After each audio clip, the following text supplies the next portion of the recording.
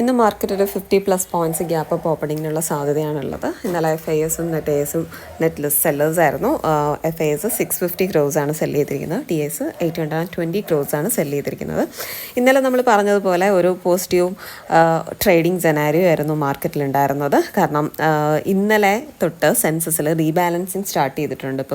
ഇപ്പം നിലവിൽ സെൻസസിലുള്ള പല സ്റ്റോക്കുകളുടെ വെയിറ്റേജിൽ ഡിഫറൻസ് വരാനുള്ള സാധ്യതയുണ്ട്.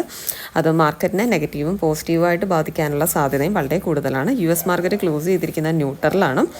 IT സെക്ടേഴ്സ് ട്രേഡ് ചെയ്യാൻ സാധ്യതയുള്ളത് മിക്സഡ് ആയിട്ടാണ്. അതുപോലെ തന്നെ ഇന്നലെ ഇപ്പം RBI റിലീസ് ചെയ്തിരിക്കുന്ന കറണ്ട് അക്കൗണ്ട് ഡെഫിസിറ്റ് ഡേറ്റ മാർക്കറ്റിന് വളരെ പോസിറ്റീവാണ്.